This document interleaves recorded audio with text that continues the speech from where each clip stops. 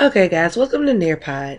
I'm going to give you a brief overview of how you use the website, and I'll just give you a brief walkthrough.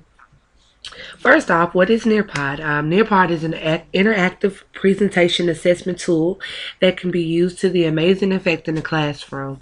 The concept is fairly simple. A teacher can create presentations that contain quizzes, polls, videos, images, and web content. Students can access a teacher's presentation and let them interact with media as they go. Nearpod is also web-based and only accessible on a login basis.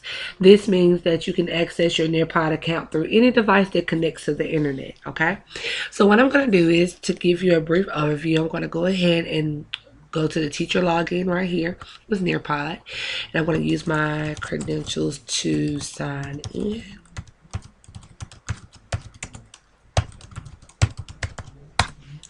All right, and it's loading, and I'm not going to save my password. So here you have the menu options, and you have my library, explore, join, create, and reports. I'm going to start with create so I can show you how you can actually create a presentation for your class. All right, so here we see at the top we have untitled presentation, and you can actually change that to name it if you would like. I'm going to change it to word problems because that is something we worked on in kindergarten.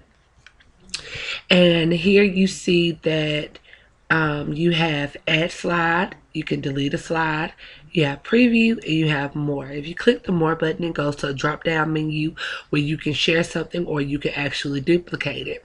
So what I'm going to do, I'm going to go ahead and click add slide, and when you go to add slide, it has a sub menu as well where you can add content, add web content, or add an activity.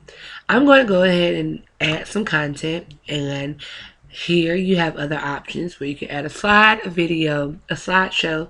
You can go on a virtual field trip, audio. You can add a PDF, or you can even do a live Twitter stream. So since I teach kindergarten, I'm just going to go ahead and create a slide. And here we see we have the slide that I'm going to type inside of. You can have your text, your image, your audio, or whatever you would like to add inside. I'm going to go ahead and add some text. I'm going to go up and click add title. I'm going to change my title to word problems, and I'm going to type just a basic addition word problem. So I'll say Sam had 3 apples in her basket. She went to the market and bought 5 more. How many apples does Sam have in all? And I'm going to click save. And then here you have confirmation that the slide has been added. So here we see that I have my first slide, and I'm going to go ahead and continue. I'm going to add another slide. Now this time I'm going to add an activity. A good thing about Nearpod is that you have different options of ways for your class to interact with you as you teach, because one thing that I've noticed is that with PowerPoint presentations, there's really no way your students can interact besides open-ended questions and things like that. So what I'm going to do, I'm going to add an activity, and we have the options of open-ended question, a poll, a quiz. You can draw it, fill in the blanks, or a memory test. I'm going to click draw it, and the reason why I click draw it is because this is a way for my students to interact with the presentation. So up here it says draw it instructions, and I'm going to say draw out the solution to your math problem. And then I'm just going to leave this blank because this is where they'll be able to draw. And I'm going to click enter. It's loading. And a drawing has been added, okay? So now what I'm going to do, I'm going to go to preview just to see how it looks, to make sure that everything looks the way I want it to. And so it says here, go to the first one. It says, Sam had 3 apples in her basket. She went to the market and bought 5 more. How many apples does Sam have in all? So when we go on to the next one, this is going to be a formative assessment um, to see whether or not my students could actually do it. So down here we have an option of, a pen, a marker, text, a picture, or and an eraser. And this is what's going to show up to your students. So what I'm going to do, I'm just going to take, and you can choose whatever color. I'm going to use red. And we know that she had 3 apples, so I'm going to say 3. Draw's not that good. And then she went to the market about 5 more. All right, and then we're going to count how many she has in all, and we know that it's 8. And so this is just a good way to, get your students started and interact with them. So this is how you would create a presentation. Now I'm going to go back to home, and I'm going to show you how to navigate the menu again. So we've already done create. Now what I'm going to do, I'm going to go to my library. Now, Nearpod has a lot of different ways you can actually go and search for different lessons. So one way you can search for lessons is by going up to this lesson bar and type something in. But before I do that, I want to go ahead and show you something that I've already downloaded. I'm going to go ahead and go to Icebreakers, Would You Rather, and I'm going to click Live Lesson. Now again, here, this is what you will see. And in order for your students to interact with you on this, they will have to type in this code, VIUYG. And after they type in that code, you can exit out of it, gives them the code. And up here in the menu, you're going to see how many students you have participating. You can click it and you can see in this box that it says waiting for students to sign in.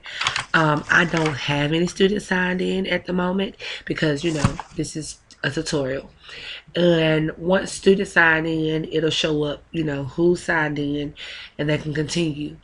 And then you can go ahead and start presenting this to your class. So it says Icebreakers Would You Rather, in this elementary school level, and it shows you who created it. This is Pamela Levine. At the top menu, it shows you grades K through 6. This is also good because you want to know and you want to make sure that it's age appropriate for your students. Always make sure that what you're presenting to them is age appropriate. So what I'm going to do now, I'm going to go ahead and start my menu. Now, as you can see, I clicked the arrow and we went to the first slide. One thing I want you to understand is that when a student is logged in to your presentation, you have full control. So how I'm swiping, when I swipe my screen over to the next slide, your students are not able to do that. They can only see what you see. So if I changed it for my students, then that's exactly what their channel will look like. Okay, so it just asks you some simple questions. We're going to go to a brain break. I'm sorry, not a brain break. We're going to go to the icebreaker. It says, which superpower would you rather have? And then over here, it gives you the option. It says, B, the ability to be invisible. No answer, the ability to fly, and the ability to pause time. And then they have the option on their end to click their answer and click share. And if they don't want anyone to see it, they'll click unshare. On this side right here, it shows you what students said A, B, or C. And then it'll also show you what students decided not to answer the question. And then they can go and talk to a partner, discuss, with the partner or group why you decided on the answer that you chose. Okay, so this is just another presentation that someone else has created. So I'm going to leave the presentation and I'm going to go back to the home menu. Now we're back at the menu, the main menu, to show what you want to see. So now I'm going to go to explore. When I click explore, this gives me the options to search for lessons. These are featured lessons right here that you can see. And what I want to go ahead and go in, and I'm going to type in word problems just to explore what word problem presentations they have.